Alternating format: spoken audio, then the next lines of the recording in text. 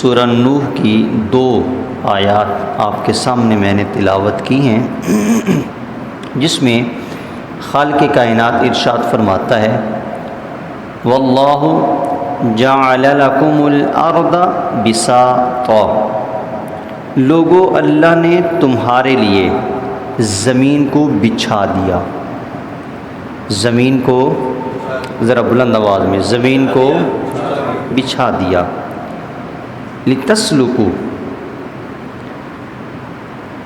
یہاں پر زمین کو بچھانے کے بعد رب کی ذات نے کیا کیا؟ اللہ کی ذات نے زمین کو بچھانے کے بعد ایک اور جو بڑا کام رب گنوا رہا ہے، فرمایا کہ سبلن فجاجا، میں نے زمین کو بچھانے کے بعد اس میں کشادہ رستے بھی تمہارے لیے رکھے تاکہ تم اس میں سفر کر سکو۔ کیا کر سکو؟ سفر کر سکو۔ اور اس سفری سہولیات کے لیے رب کی ذات نے انسان کے لیے کون سے رستے بنائے؟ کشادہ۔ تو اس کا مطلب یہ ہے کہ روز ازل سے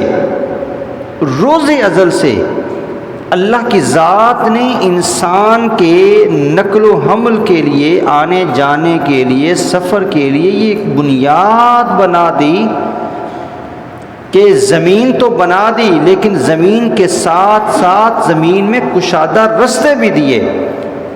اب ان رستوں سے مراد کیا ہے؟ ویسے تو ساری زمین جو چٹیل میدان ہے، جہاں سے مرضی گزرو، تو رستہ کہاں سے بنایا؟ اللہ کی ذات نے یہاں پر جب پہاڑ پیدا کیے، پہاڑ پیدا کرنے کے بعد جب ان کو زمین میں نصب کیا، اگر سارے کے سارے پہاڑ ایک لائن میں بنا دیے جاتے تو لوگوں کا گزرنا، ذرا آواز آنی چاہیے، لوگوں کا گزرنا، میرے والد صاحب بتایا کرتے ہیں کہ فوج میں جب یہ مشقیں وغیرہ کرتے تو بہت سارے پہاڑ ایسے ہیں کہ ان کو چڑھنے کے لیے بھی 12 گھنٹے چاہیے، اترنے کے لیے بھی 12 گھنٹے چاہیے۔ اگر پہاڑ کا رستہ اختیار کیا جائے اتنا مشکل ہے، اتنا دشوار ہے۔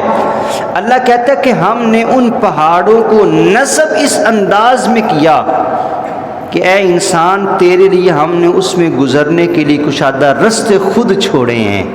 اس کی پلاننگ رب العالمین نے کی ہے، اس کے سارا معاملات جو رب العالمین، اس کا مطلب انسان کے لیے رب نے آسانی والا رستہ بنایا ہے۔ نبی کریم صلی اللہ علیہ وسلم ایک مرتبہ مسجد نبوی اپنے گھر سے نکلے تو کیا دیکھتے ہیں کہ چند صحابہ کرام رضی اللہ تعالی عنہم اجمعین رستے میں بیٹھے ہوئے ہیں۔ آپ صلی اللہ علیہ وسلم نے انہیں ڈانٹا، انہیں کہا کہ تم رستوں میں نہ بیٹھا کرو۔ صحابہ نے عرض کی کہ اے اللہ کے نبی، ہمارے گھر چھوٹے ہیں، گھروں کے اندر بیٹھنے کے لیے کوئی جگہ نہیں ہے، ہم باہر ایسے 4 دوست بیٹھ جاتے ہیں، گپ شپ ہو جاتی، کچھ معاملات ڈسکس کر لیتے ہیں، کو حال چال پوچھ لیا کرتے، تو ہم اس وجہ سے ہم باہر بیٹھے ہوئے ہیں۔ گھر چھوٹے، اندر جگہ نہیں ہے، ہوادار نہیں ہے۔ تو نبی کریم صلی اللہ علیہ وسلم نے فرمایا کہ چلو اگر تم لوگوں نے باہر بیٹھنا ہی ہے تو رستے کا حق ادا کرو۔ صحابہ نے عرض کی کہ اے اللہ کے نبی بتائیں تو صحیح کہ رستے کا حق کیا ہے؟ تو آپ صلی اللہ علیہ وسلم نے 5 چیزیں ان کو بتائیں۔ کتنی؟ 5۔ یہ رستے کا حق ہے، یہ ان کے لیے بھی ہے، ہمارے لیے بھی ہے۔ اور لاہور میں تو گھر ویسے ہی بڑے چھوٹے ہیں، یہاں پہ تو باہر بیٹھنا یہ معمول کی بات ہے، یہاں پہ ہواداری کے لیے باہر ہی آنا پڑتا ہے، گھروں کے اندر وہ ماحول نہیں ہے۔ تو نبی کریم صلی اللہ علیہ وسلم نے فرمایا کہ اگر تم نے باہر بیٹھنا ہے تو پھر اس رستے کا حق ادا کرو۔ پوچھا گیا تو آپ نے فرمایا رستے کا پہلا حق کیا ہے؟ غض البصر، تمہاری آنکھیں نیچی ہونی چاہیے۔ تمہاری آنکھیں، ذرا بلند آواز میں، تمہاری آنکھیں۔ آج کے نوجوان کو اس بات کا پتہ ہونا چاہیے کہ اگر اس نے باہر اپنے دوستوں کے ساتھ کرسیوں پہ یا تھڑے پہ بیٹھنا ہے تو بیٹھنے کے آداب کیا ہیں؟ میرے نبی کی ذات نے سب سے پہلی چیز جو بتائی ہے وہ آنکھوں کا نیچے کر کے بیٹھو۔ یہ کن کو بتایا جا رہا ہے؟ صحابہ کرام کو بتایا جا رہا ہے، جن کے بارے میں رب نے کہا رضی اللہ عنہم ورضوا عنہ، اے اللہ کے نبی یہ تو آپ کے صحابہ ہیں نا، اللہ ان سے راضی ہو گیا، یہ اللہ سے راضی ہو گئے۔ اس شان والے صحابہ سے کہا جا رہا ہے کہ آنکھیں نیچے کر کے بیٹھنا ہے، اور ہمارے لیے گنہگاروں کے لیے تو بدرجہ اعلیٰ فرض ہے یہ چیز کہ جب باہر بیٹھیں تو اپنی آنکھوں کو نہ کے۔ وجہ کیا ہے؟ دو وجہ اس کی۔ پہلی وجہ روکنے کی یہ ہے تاکہ دوسروں کی عزتیں محفوظ رہیں۔ ظاہر ہے تمہارے باہر بیٹھنے کی وجہ سے لوگوں نے اپنے گھر کی خواتین کو لے کے آنا ہے، لے کے جانا ہے، 100 معاملات محلے میں ہوتے ہیں، کیا لوگوں نے باہر آنا تو نہیں نہ چھوڑ دینا؟ مسئلہ تمہارا ہے، لہٰذا تم اپنی آنکھیں نیچے کر کے بیٹھو تاکہ کسی کو دقت نہ ہو۔ اور فرمایا کہ سب سے برا انسان وہ ہے کہ جس کی بد کلامی کی وجہ سے لوگ اس سے بات کرنا چھوڑ دیں۔ سب سے برا انسان وہ ہے، یقیناً جس کی نظریں بھی اسی طرح کی ہوگی وہ اس سے بھی برا انسان ہے۔ تو فرمایا یہ پہلا حق۔ دوسری وجہ رستے کے حق کے حوالے سے، جب انسان باہر بیٹھے گا نا تو اس کی ہر گھر پہ نظر ہوگی، وہ دیکھ رہا ہوگا کہ فلاں کے گھر میں یہ آ رہا ہے، فلاں کے گھر سے یہ بندہ جا رہا ہے، اس کو پھر محلے کی خبریں ہوں گی، وہ پھر لوگوں کو بتائے گا یار فلاں کے گھر میں تو فلاں آیا تھا، فلاں کے گھر میں تو فلاں آیا تھا۔ میرے نبی کریم صلی اللہ علیہ وسلم نے اس چیز سے بھی منع کیا، کہا یہ بات اچھی نہیں ہے، لوگوں کے جو معاملات ہیں وہ لوگوں تک رہنے دو، اگر تم نے باہر بیٹھنا ہے تو اپنی آنکھوں کو حیا کا پردہ دے کر بیٹھو، اپنی آنکھوں پر حیا کا پردہ ڈال کے بیٹھو۔ دوسری چیز جو دوسرا حق ہے رستے کا، میرے نبی کریم صلی اللہ علیہ وسلم نے فرمایا کف الاذی، جو تکلیف دہ چیز ہے اس کو رستے سے ہٹا دو۔ تم باہر بیٹھے ہوئے ہو، تمہیں اگر نظر آتا ہے کہ ایک روڑا پڑا ہوا ہے اور اس کی وجہ سے کوئی بچہ گر سکتا ہے، کوئی بڑا گر سکتا ہے، کوئی موٹر سائیکل والا اسے گر سکتا ہے، فرمایا چونکہ تم باہر بیٹھے ہو تم پر لازم ہے کہ اس رستے کو اس تکلیف دہ چیز سے آزاد کر دو، پیچھے لے جاؤ۔ اور یہاں پر ایک اور بہت پیاری حدیث پاک جو میں آپ کے گوش گزار کرنا چاہتا ہوں، یقیناً اس سے آپ کا ایمان اور زیادہ دوبالا ہوگا۔ میرے نبی صلی اللہ علیہ وسلم ارشاد فرماتے ہیں، فرمایا کہ میں نے جنت میں دیکھا، جنت میں آقا کیا دیکھا؟ فرمایا ایک بندے کو دیکھا جو رب کی جنت میں جہاں اس کا دل چاہتا ہے وہاں چلا جاتا ہے، کوئی اس کے لیے رکاوٹ نہیں، جہاں دل چاہتا ہے اس کا۔ صحابہ نے عرض کیا اے اللہ کے نبی بتائیں تو صحیح اس کا عمل کون سا ہے جس کی وجہ سے رب کی ذات نے اس کو اتنا اجر عطا فرمایا؟ کہا اس کا اجر یہ تھا کہ کسی جگہ پر ایک درخت لگا ہوا تھا جو لوگوں کے رستے کے درمیان تھا اور لوگوں کو اس کی وجہ سے آنے جانے میں بڑی دقت تھی، بڑی تکلیف تھی۔ اس بندے نے ہمت دکھائی، اس درخت کو کاٹ کر راستہ کلیئر کر دیا، صاف کر دیا۔ رب کی ذات نے اس ایک عمل کے بدلے میں اس کو جنت عطا فرما دی۔ کیا عطا فرما دی؟ اب یہاں پر بلکہ ایک حدیث پاک میں یہ آتا ہے نیکیاں نہیں کرتا تھا زیادہ، وہ بہت زیادہ کوئی نیکیاں کرنے والا نہیں تھا، وہ بہت زیادہ کوئی نمازیں پڑھنے والا نہیں تھا، کوئی بہت زیادہ روزے صدقہ خیرات دینے والا نہیں تھا، لیکن یہ ایک چھوٹا سا کام رب کو پسند آ گیا، اس نے وہ راستہ کلیئر کر دیا، اور رب کی ذات نے اس ایک کام کے بدلے میں اس کو کیا عطا فرما دی؟ اور یار یہ تو درخت کی بات ہے نا۔ ایک اور حدیث پاک نبی کریم صلی اللہ علیہ وسلم فرماتے کہ ایک بندہ جا رہا تھا، اس نے دیکھا کہ ایک کانٹے والی کو ٹہنی پڑی ہوئی ہے رستے میں، وہ رکا، اس نے وہ ٹہنی اٹھا کر ایک سائیڈ پہ کر دی. جب رب کی بارگاہ میں وہ مرنے کے بعد پہنچا نا، اس ٹہنی کو اٹھانے کے بدلے میں رب تعالیٰ اس سے راضی بھی ہوا، اس کی بخشش بھی فرما دی. اس کی، مجھے آواز نہیں آئی، اس کی بخشش بھی فرما دی میرے اللہ کی ذات نے. کیا کیا تھا اس نے؟ کوئی 1000 نفل پڑے تھے اس نے، کوئی اس نے 1000 روزے رکھے تھے؟ کیا اس کے ماتھے پہ محراب بنا ہوا تھا سجدوں کی وجہ سے؟ نہ، اس نے حقوق العباد کا خیال رکھتے ہوئے رستے سے ایک تکلیف دہ چیز کو ایک سائڈ پہ کر دیا کہ یار کہیں اللہ کا کوئی بندہ اس سے تکلیف میں نہ آ جائے، کسی بچے کے پاؤں میں نہ لگ جائے. 100 معاملات ہیں. میرے اللہ کی ذات کو اس کا یہ عمل پسند آ گیا اور اللہ اس سے راضی بھی ہو گیا اور اللہ نے اس کی بخشش بھی فرما دی. تو دوسری چیز جو نبی صلی اللہ علیہ وسلم نے صحابہ سے کہی، پہلا حق تھا غض البصری، اے لوگو اگر تم نے رستے میں بیٹھنا ہی ہے، گھر کے باہر بیٹھنا ہی ہے، اپنی آنکھوں کو جھکا کے بیٹھو. دوسرا حق میرے نبی نے یہ فرمایا، اگر تم نے باہر بیٹھنا بھی ہے تو اگر باہر کوئی تکلیف دہ چیز تمہیں نظر آ رہی ہے تو اس چیز کو ہٹا دو. تیسری چیز رد السلام، سلام کا جواب دیتے رہنا. سلام کا، اچھا یہاں پہ نبی کریم نے یہ نہیں کہا کہ سلام کریے گا، نہ یہ نہیں کہا نبی کریم نے. نبی کریم صلی اللہ علیہ وسلم نے فرمایا کہ سلام کا جواب دینا. اس کا مطلب یہ ہے کہ جواب کب دیا جاتا ہے؟ جب کوئی سلام کرتا ہے. آج کے دور میں تو کوئی سلام ہی نہیں کرتا تو جواب کس نے دینا ہے؟ آج ہم ایک دوسرے کو سلام نہیں کرتے.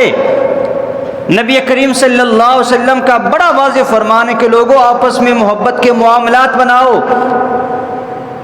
عرض کی حضور ہم کیسے محبت بڑھائیں ایک دوسرے میں؟ فرمایا افشوا السلام، ایک دوسرے کو زیادہ سے زیادہ سلام کیا کرو، رب تعالیٰ تم میں اپنی محبت پیدا کر دے گا. یہ سلام کرنا یہ آپس میں بھائی چارے کی ایک وجہ ہے. اور نبی کریم نے یہ بھی فرمایا کہ تم کسی کو پہچانتے ہو یا نہیں پہچانتے اس کو سلام کرو. تو آپ ذرا ایمان سے بتائیں، ہم بغیر پہچان کے کسی کو سلام کرتے ہیں؟ بولے نہیں نہ کرتے. حالانکہ نبی کریم نے کیا فرمایا کہ سلام کسے کرو؟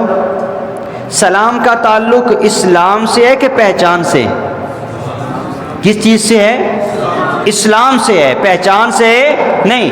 اگر ہم کسی کو پہچانتے نہیں ہیں لیکن وہ مسلمان ہے تو ہمیں اس کو سلام کرنا چاہیے. ہماری پہچان والا ہے لیکن وہ اسلام والا نہیں ہے تو ہمیں اس کو سلام کرنا چاہیے؟ نہیں کرنا چاہیے، چونکہ وہ اسلام والا نہیں ہے. اس سلام کا تعلق ایمان کے ساتھ ہے، اسلام کے ساتھ ہے، پہچان کے ساتھ نہیں ہے. ہم نے اس السلام علیکم کو پہچان کے ساتھ مختص کر دیا ہے.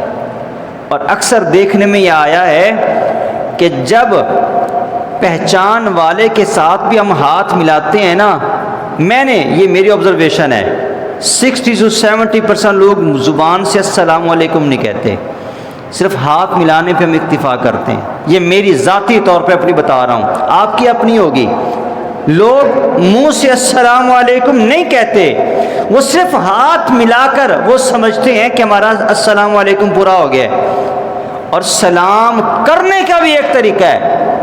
ہم لوگ صحیح طرح سے ہاتھ بھی نہیں ملاتے، ہم آدھا سلام لیتے ہیں، حالانکہ پورا سلام کیا ہے؟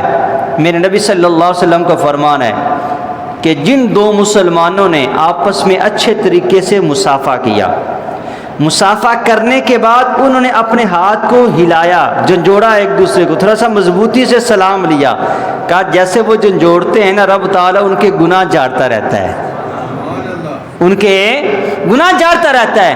اور کہا اگر وہ مسکرا لیں سلام لینے کے بعد، ایک دوسرے کو دیکھ کے مسکرا لیں تو اس مسکرانے کی وجہ سے رب تعالیٰ ان کو ثواب عطا فرما دیتا ہے.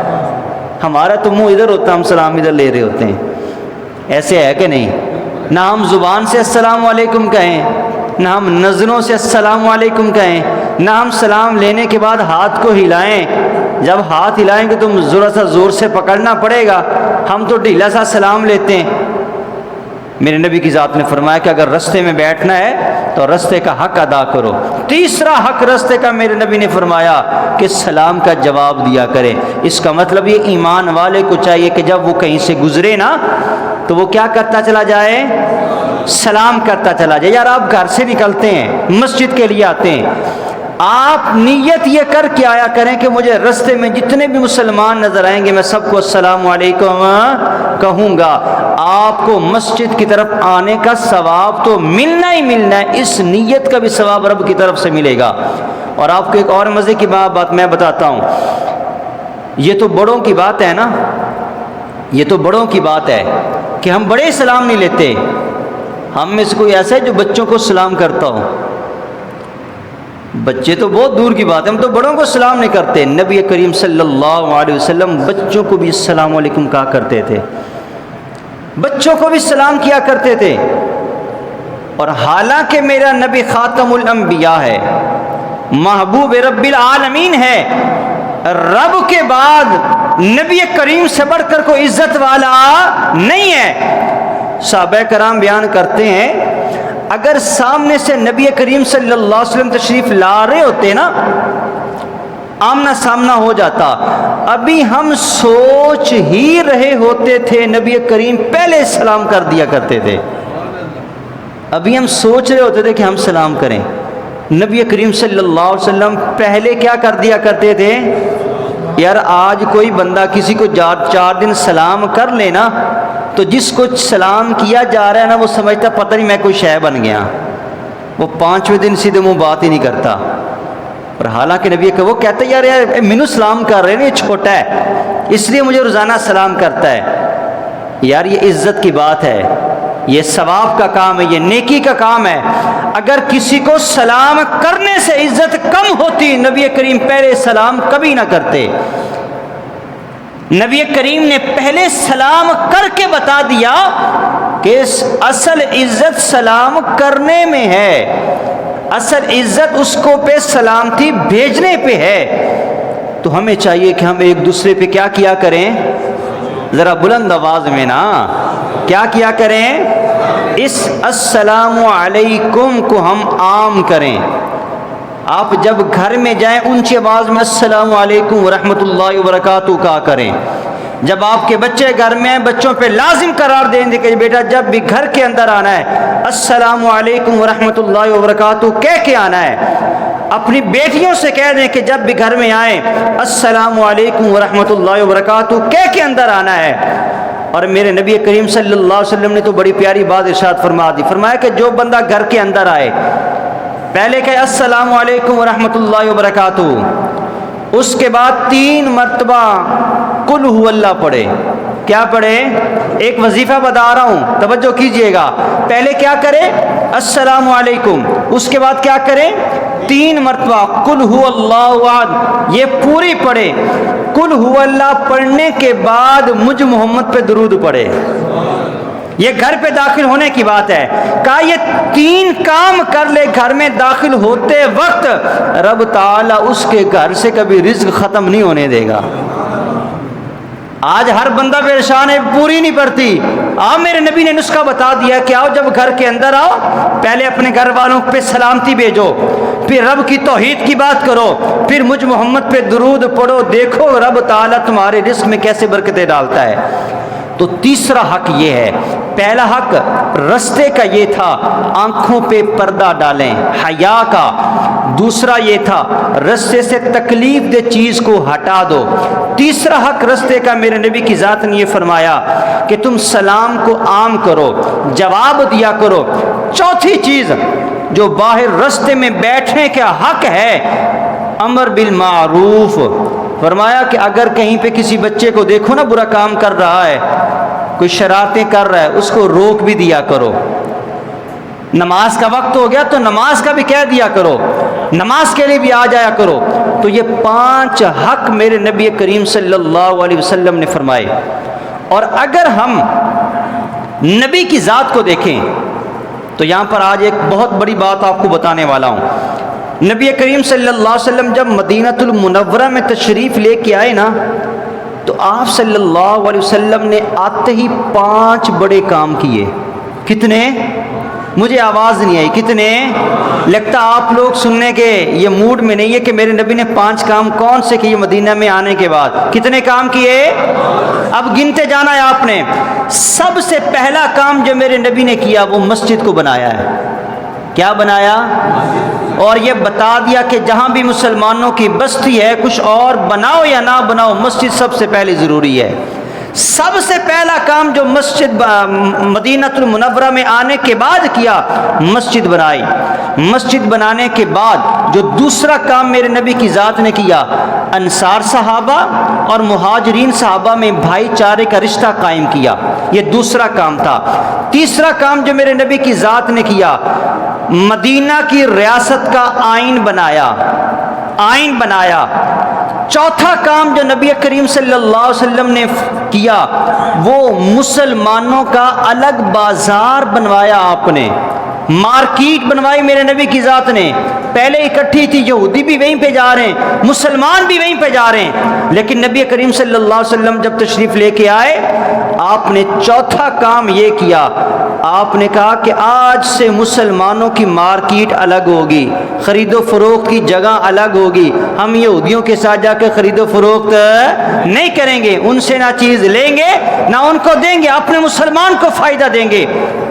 چوتھی چیز۔ اور پانچواں جو نبی کریم صلی اللہ علیہ وسلم نے سلسلہ کیا، وہ رستے کھلے کروائے مدینہ کے۔ کیا کروائے؟ بلند آواز میں کیا کروائے؟ اور اگر پوچھا جائے نا آج کسی سے کہ بھئی گلی کتنے فٹ کی ہونی چاہیے، تو کیا کہیں گے؟ کتنے فٹ کی ہونی چاہیے؟ کھلی گلی کتنے فٹ کی ہو سکتی ہے؟ یار آپ تو چپ ہو گئے نا، آئے ذرا نبی سے پوچھتے ہیں۔ نبی سے پوچھتے ہیں کہ یا رسول اللہ، آپ نے ہر چیز پہ ہمیں رہنمائی دی ہے، بتائیں تو صحیح کہ گلی ہونی کتنی چاہیے؟ میرے نبی کی ذات نے فرمایا 10.5 فٹ کی گلی ہونی چاہیے۔ کتنی؟ آج آدھے لاہور بند پڑا ہوا ہے، سارا رستہ ہی نہیں ہے۔ اور آپ کو پتہ ہے کہ گھر مہنگا کون سا ملتا ہے؟ جس کی گلی میرے نبی کی ذات نے 1450 سال پہلے بتا دیا کہ اگر تم اپنے گھروں کو قیمتی بنانا چاہتے ہو تو اپنی گلیوں کو کھلا کر لے۔ گلی کھلی ہے، گھر چھوٹا ہے، قیمت بڑھ جائے گی۔ صحیح کہہ رہا ہوں؟ گھر بڑا ہے، گلی چھوٹی ہے، گھر کی قیمت کم ہو جائے گی۔ میرے نبی کی ذات نے آج سے 1450 سال پہلے نقشہ بنا کے دے دیا، اور آپ نے عملی طور پر مدینے کا وہ نقشہ بنا کے دیا ہے کہ اگر کل کو تم نے کہیں زمین بنانی ہے اور معاملات کرنے ہیں، 10.5 فٹ کی گلی رکھنا، تمہارے آنے جانے کے لیے آسانی ہوگی، تمہاری قیمتیں بڑھ جائیں گی چیزوں کی۔ تو یہ رستے کے حقوق ہیں جو ہم نے ادا کرنے ہیں۔ رستوں کو تنگ کرنا یہ نبی صلی اللہ علیہ وسلم کی سیرت نہیں ہے۔ رستوں میں بیٹھ کر رستوں کو تنگ کر دینا، آئے روز اپنی گلی میں بغیر مجبوری کے چادریں بچھا دینا، کرسیاں بچھا دینا، یہ نبی کی سیرت نہیں ہے۔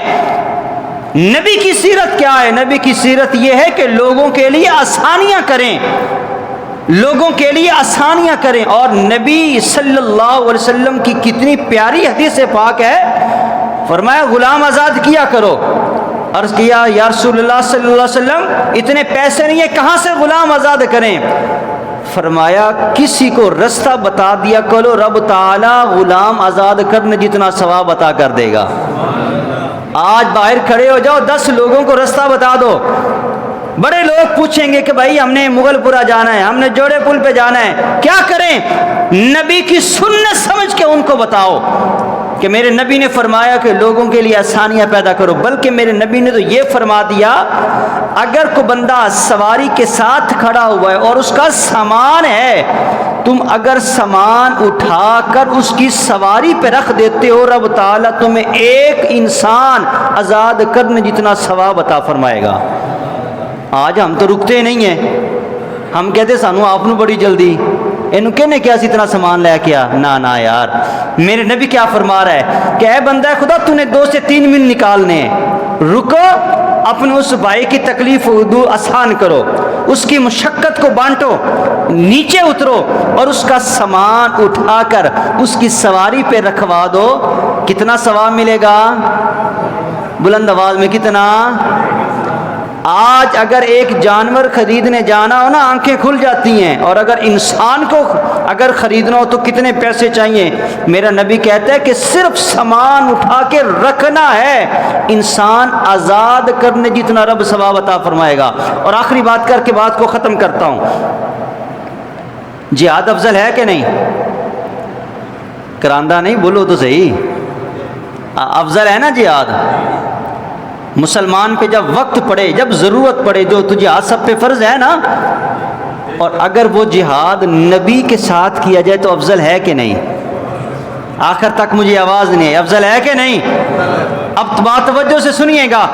نبی کریم صلی اللہ علیہ وسلم جہاد کے لیے جا رہے ہیں, ایک جگہ پہ رکے, صحابہ کرام نے خیمے لگانے شروع کر دیے. ایک صحابی نے یہاں خیمہ لگا دیا, دوسرے نے ادھر لگا لیا, تیسرے نے یہاں پہ لگا دیا, چوتھے نے ادھر لگا لیا. اب خیمے لگانے کی وجہ سے نا وہ جو رستہ تھا وہ تنگ ہو گیا. کیا ہو گیا؟ نبی کریم کو جب پتہ چلا کہ صحابہ کرام نے اس طرح سے خیمے لگائے کہ رستہ تنگ ہو گیا ہے, میرے نبی صلی اللہ علیہ وسلم نے ایک صحابی کو آواز دی کہ بات سنو. فرمایا جا کر لوگوں میں یہ اعلان کر دو, جس نے بھی رستے کو تنگ کیا رب تعالی اس کا جہاد قبول نہیں کرے گا, اس کا جہاد قبول ہے. اور ہم کیا سمجھتے کہ رستوں کو بند کر دینا آسان کام ہے؟ رستوں کو چھوٹا کر دینا یہ معمولی سی بات ہے؟ اپنے گھر کے سامنے 2 فٹ کا تھڑا بنا لینا کوئی چھوٹی سی بات ہے؟ میرا نبی کہہ رہا ہے کہ تم نکلے مجھ محمد کے ساتھ ہو جہاد کرنے کے لیے, لیکن جس بھی صحابی نے رستے کو تنگ کیا, قبضہ نہیں, ہم قبضے کر کے بیٹھے ہوئے ہیں, گلی 10 فٹ کی ہوتی ہے, ہم نے 3-3 فٹ کے تھڑے بنائے ہوتے ہیں باہر, قبضہ نہیں, صرف تنگ کر لیا. نبی نے فرمایا کہ اللہ اس کا جہاد قبول ہے. تو سوچو تو صحیح, جس نے قبضہ کیا پوری زندگی, جس کے بچوں نے بھی یہ وہیں پہ رہنا اور ساری زندگی گلی کے 2 فٹ پہ وہ قابض رہا, کیا خیال ہے رب تعالیٰ اس کی باتیں قبول کر لے گا؟ جب جہاد قبول نہیں نہ کیا جا رہا تو شاید رب تعالیٰ یہ نمازیں بھی قبول نہ کرے. باقی رب کے معاملات ہیں, تو اس لیے رستہ کھلا رکھیں, رستے کو جگہ دیں. آپ روڈ پہ جائیں, برائے مہربانی کوشش کریں کہ آپ کی وجہ سے ٹریفک جام نہ ہو. آپ گلی میں بیٹھیں, کوشش کریں آپ کی وجہ سے آنے جانے والے کو تکلیف نہ ہو. آپ فنکشن کریں, کوشش کریں اہل محلہ آپ کی وجہ سے تنگ نہ ہوں. یار اگر آپ نے احتجاج بھی کرنا ہے اس طریقے سے کریں کہ آنے جانے والوں کو تکلیف نہ ہو, احتجاج کریں آپ, لیکن جو آ جا رہے ہیں نا مجبور لوگ, ان کو کوئی تکلیف نہ ہو, وگرنہ شاید رب تعالیٰ یہی باتیں منہ پہ دے مارے اگر ہم حقوق العباد کا بھی خیال نہیں کریں گے. اللہ کی بارگاہ میں دعا ہے کہ رب تعالیٰ مجھے اور آپ کو عمل کی توفیق عطا فرمائے. یہ بند